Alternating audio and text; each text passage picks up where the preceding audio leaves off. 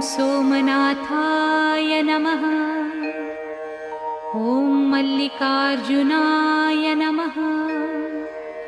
ॐ महाकालेश्वराय नमः।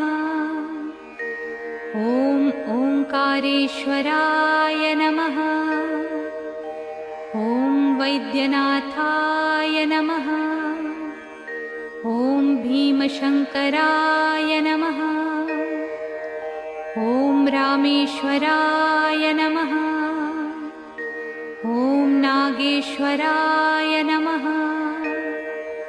ॐ विश्वेश्वराय नमः। ॐ त्र्यंबकेश्वराय नमः। ॐ केदारेश्वराय नमः। ॐ भुस्मेश्वराय नमः। ॐ सोम